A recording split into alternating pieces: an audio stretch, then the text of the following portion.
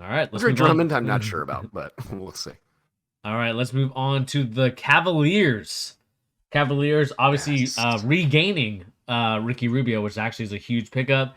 Robin Lopez, Raul Neto, great role playing guys that know their roles. Through the draft, they got Abaji, they got Diop, they got Isaiah Mobley, the brother. I'm sure that was part of the signing of his older brother from last Yeah. year. And then, of course, they had no losses. So they're returning a pretty solid squad. I talked about this in a different video. To me, if we go in terms of tiers, let me just do tiers really quick. I have them as having a good offseason because I think by adding Ricky Rubio back to the roster, you get a healthy Colin Sexton. This team was top 4 when that stuff was happening. And so if they can continue and not have the injury bug that they had last season, I could see them being a top 4 team.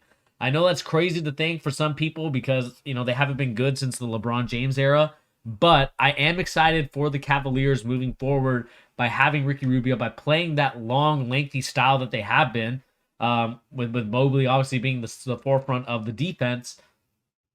I don't know about you, Pete, but I am excited for the Cavaliers moving forward and what they can do in the future. I mean, you know me.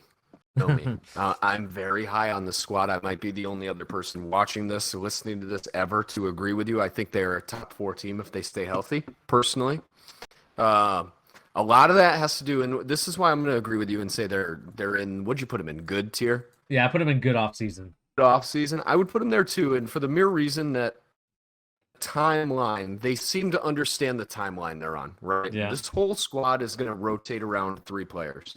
It's Darius Garland, Jared Allen, and Evan Mobley. And I would argue that it's really Evan Mobley, Darius Garland, Jared Allen in that order, right?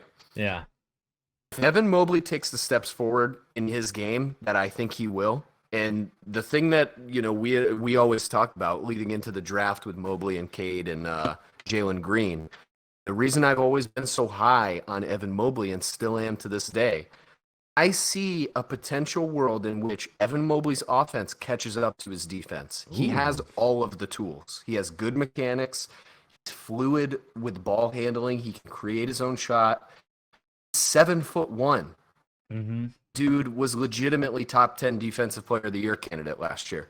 I Yeah. mean, this team should only take a step forward realistically. Yeah. And I think like between the signings of just getting Rubio back, having somebody who to take shots away from your guys that need shots, but also can really distribute and just handle. And Yeah. like, one thing with having a guy like Ricky Rubio, say something that's actually going to like counteract something I'm going to say later for the Knicks, right? You're getting a guy who can take a lot of responsibility away from players who have bad habits with Ricky Rubio, but you're getting him super cheap. And it's the reason I like I the like that. Jalen Brunson signing, except for the fact that you're paying him a fraction of what the Knicks are paying Jalen Brunson. And I know Yeah. that gives you a lot more offensively with the scoring potentially, and he's younger, and we don't know what his upside is long term necessarily. But Rubio is just a stabilizer, right? It's Yeah. so good for a team this young, but especially this skilled guy like that. We're gonna thrive. I love this squad, and I think Yeah. when you have a guy that is, in my opinion, generational like Mobley is, Mm-hmm. you do what you can to make Evan Mobley happy. You Yeah. go get Isaiah Mobley, who's legitimately a solid prospect. Isaiah Mobley is a solid prospect. People have only taken this as like a Kumpo type signing where he's going to be like a guy on the bench, like just at the end of the bench cheering for his brother. Maybe Yeah. has potential to get minutes eventually. He's solid.